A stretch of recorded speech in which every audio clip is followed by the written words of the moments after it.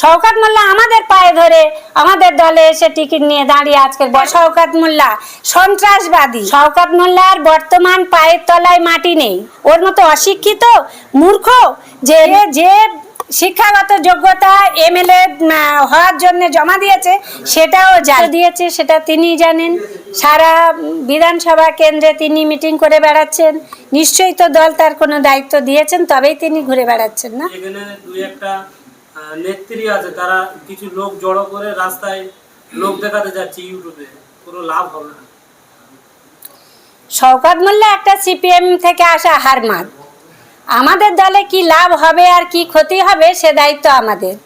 তার কথা মতো আমরা লাভ ক্ষতির অঙ্ক কষে তার মতো সুবিধাভোগী লোক আমরা নই যে আমাদের কি লাভ হবে আর কি ক্ষতি হবে তাই দেখে আমরা দল করব।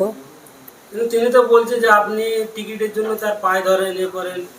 এখন আবার দলটা কি আমি শওকত মোল্লাকে দেখে করেছিলাম না আমি মমতা ব্যানার্জিকে দেখে করেছিলাম যে দলের টিকিট শওকত মোল্লা আমাকে দেবে? শওকত মোল্লা আমাদের পায়ে ধরে আমাদের দলে এসে টিকিট নিয়ে দাঁড়িয়ে আজকে বড় বড় কথা বলছে, পুরনো তৃণমূলীদের হারিয়ে দিতে চাইছে, যেন তারা কোথাও হারিয়ে যাক। আবার আমি আমার সেই এজেন্সি নিয়ে আবার করে কেমে খাবো, আবার এই দল যদি কোনোদিন বিপাকে পড়ে আবার জামা বদলে অন্য দলে চলে যাব। এটা ওর চরিত্র, আমাদের চরিত্র নয়। বাপের বেটা হয়তো নাম ধরে বলুক, আর যদি আমাদের নাম করে বলে, আমার নামে যদি কোনো হিরোইন পাত্তার কেস থাকে সেটা তুলে দেখাক। তিনি আবার এও স্বীকার করলেন যে আমাদের দল করেন, আমাদের দল করবে আবার হিরোইনের ব্যবসা করবে, এটা দুটো তো একসঙ্গে করতে পারে। সেটা কে করে? বাপের বেটা হয়তো তার নামে অভিযোগ তুলে দেখাক যে এই নেতা বা নেত্রীর নামে হেরোইন কেস আছে বা অন্য কোনো মার্ডার কেস আছে, সেটা দেখাক। বাপের বেটা যদি আর দেখাক, মুখে বলে দ্বিচারিতা করে মানুষকে ভাইয়ে আমাদের দলীয় নেতা নেত্রীদেরকে চোখ আড়াল করে আমাদের পিছনে ফেলে দেওয়ার প্রচেষ্টা চালালে এটা চলতে পারবে না বেশি দিন। শুনুন, শওকত মোল্লার বর্তমান পায়ের তলায় মাটি নেই। তিনি কিছুদিন আগে বেশ কয়েকটা এমএলএ হাতে করে রেখে নিজেকে একজন বাদশা বলে প্রমাণ করতে চাইছিলেন। আর সেই সমস্ত এমএলএ ওনার দাসত্ব করে এতদিন চলছিল। তা সবাই কি বোকা? ওর মতো অশিক্ষিত মূর্খ যে তারা কোনো স্কুল কলেজে পড়েনি, যে একটা মূর্খ এমএলএ যার কোনো শিক্ষাগত যোগ্যতা নেই সে একটা শিক্ষিত এমএলএদের তার পেছন পেছন ঘোরাবে? তারা বুঝে গিয়েছে যে শওকত মোল্লা কী ধরনের লোক, তার কি চরিত্র, সেই জন্য আস্তে আস্তে সব এমএলএ তার পিছু থেকে হটে পড়েছে। তারা দলের সঠিক জায়গায় দাঁড়িয়ে আছে। সে কাকে ডাকলো আর ডাকলে না সেটা বড় কথা না। আমার পাশে যে মিটিংটা হয়েছে তার এজেন্সি সিপিএম থেকে আসা লোক, তার সমস্ত পঞ্চায়েত সমিতি, তার প্রধান, তার জেলা পরিষদে যদি একটা কর্মাধ্যক্ষ থাকে সেও তার সিপিএম থেকে আসা লোক। তাহলে সে আমাদের কেন সেই সবাই ডাকবে? আমরা দলের সৈনিক, দল জানে। এবং এই রহিমা লস্কর কে? বর্তমান মুখ্যমন্ত্রী কেন? আমার রাজ্যের প্রায় মন্ত্রীরা চেনেন আমাকে, বাই নেমে চেনেন, ফিজিক্যালি চেনেন। আমি রহিমা লস্কর ব্যক্তিটি কে, এটা আমি শওকত মোল্লাকে জাহির করতে যাব না। শওকত মোল্লার বিরুদ্ধে শুধু আপনি অভিযোগ করছেন না, ওদিকে ভাঙড় পার্টির কাইজার আরাফুল তারাও অভিযোগ করছে যে আমাদেরকে এরকম মিথ্যা অভিযোগ দিয়ে দল থেকে বহিষ্কার করে দেওয়া হচ্ছে।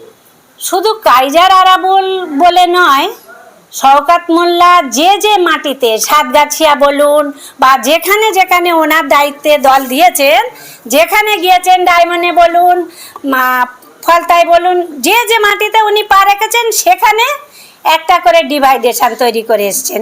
কেন? তার নিজের সুবিধার্থে। সে কিভাবে টিকে থাকবে সেই সুবিধার্থে। তাহলে সারা রাজ্য দেখছে যে একটা শওকত মোল্লা সন্ত্রাসবাদী এবং তার কোনো যোগ্যতা নেই। সে যে শিক্ষাগত যোগ্যতা এমএলএ হওয়ার জন্য জমা দিয়েছে সেটাও জালি। তাহলে তার আপাদমস্তক জালি। সে কি করে আর না করে সেটা দলের কাছে আজকের প্রমাণিত। সেই জন্য কি জাহাঙ্গীর খানকে দল দায়িত্ব দিচ্ছে নতুন করে?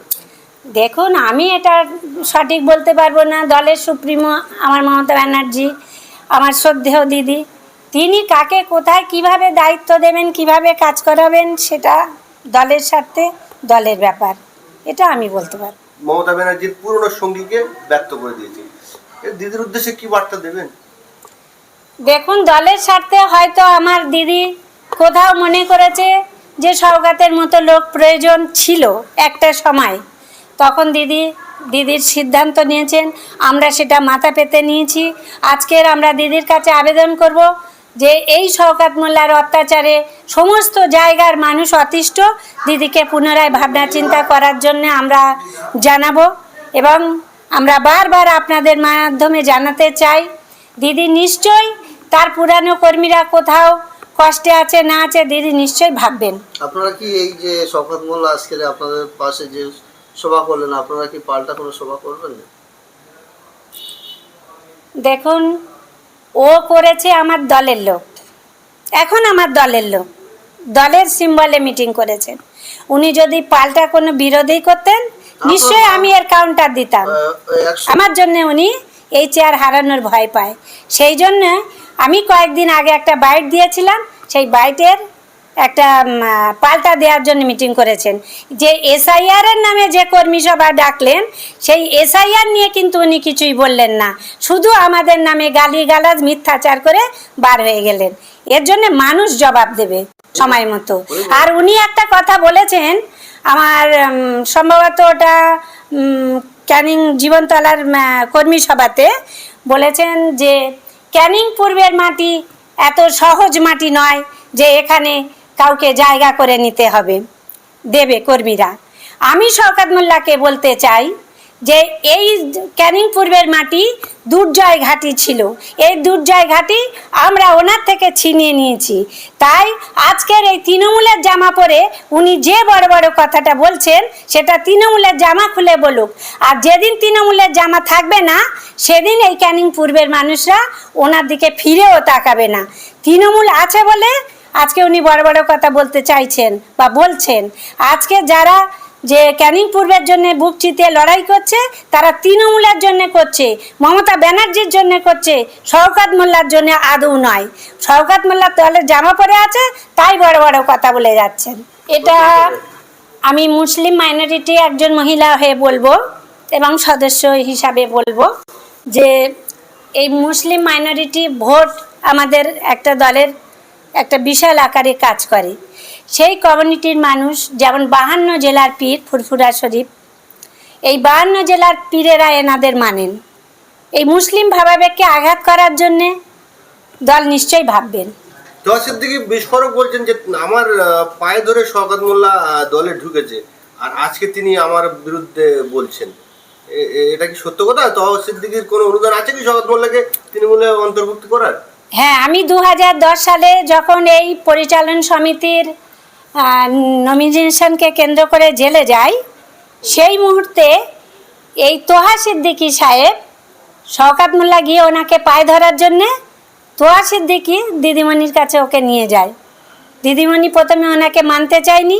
তোহা সিদ্দিকী যেহেতু একজন পীরজাদা, সেই জন্য ওনার সম্মানার্থে দিদি ওই শয়তানটাকে দলে নিয়েছেন। আপনি যেটা বলছেন দিদি মানতে চাইনি, কারণটা কি? যে মমতা ব্যানার্জি যে জীবনতলায় সভা করতে এসেছিল, সেই জায়গায় একটা গন্ডগোল পাকানোর জন্য মেনে নেয়নি, না আগে থেকে শওকত মোল্লাকে উনি চিনতেন? দেখুন, মমতা ব্যানার্জি যখন জীবনতলায় আসেন তখন আমি জেলে, সম্ভবত আমাকে কেন্দ্র করে জেলে ঢোকানোর প্রতিবাদে দিদি এখানে মিটিং করতে এসেছিলেন। সেই মিটিংয়ে তৃণমূলের স্টেজ ভেঙে দেন এবং সেখানে গুলিবর্ষণ হয়। আমাদের দিদির পর্যন্ত উনি ছাড়েননি। সেটাও তো দিদির মাথায় আছেন, দিদি ভাববেন। দলের জায়গা পাওয়ার জন্য কতটা কষ্ট, কতটা বেদনা মনে হয়? দেখুন, এই দলে জায়গা পাওয়াটা আমার কাছে বড় ব্যাপার নয়। আমরা এই দলটাকে আমাদের মা মনে করি, আমাদের সম্পদ মনে করি। আমরা যেদিন এই সিপিএমের হাত থেকে এই দলকে আমরা ছিনিয়ে নিতে পেরেছিলাম, সেদিন মনে হয় যেন আমরা মহাকাশ জয় করে ফেলেছি। সেই জন্যে একটা অশনি সংকেত আশপাশ থেকে আমরা দেখতে পাচ্ছি। অনেক ক্ষুদ্র ক্ষুদ্র দল গজিয়ে উঠছে, যেমন আইএসএফ, বিজেপিও কোথাও কোথাও মাথা চাড়া দিচ্ছে। সেই জন্যে আমাদের দলকে বাঁচানোর তাগিদে আমরা এর প্রতিকার করতে চাই। আপনারা যারা পুরনো তৃণমূল, তারা কি এই প্রতিবাদে লাভবেন? আমরা তো সংগঠিত আছি দলের স্বার্থে, দলকে বাঁচানোর স্বার্থে। সেটা আমরা অদূর ভবিষ্যতে ভাববো আমরা কোন পথে আগাবো দল রক্ষার তাগিদে। এই প্রশ্ন তো আমি শওকত মোল্লাকে করতে চাই। আজকে যে শওকত মোল্লা তার পেছন দিকটা যদি একটু ফিরে তাকায়, তার ইতিহাসের পাতাটা যদি একটু উল্টে দেখতে পারে, তাহলে এই দুর্নীতির গল্পের প্রথম পাতায় ওর নাম থাকবে।